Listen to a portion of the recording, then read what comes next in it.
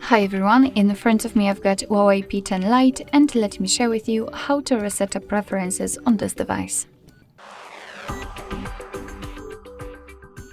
So let's start with opening the settings, and here we have to find the apps and notifications. As you can see, it should be on the third position in this list. So let's tap on it and tap on apps.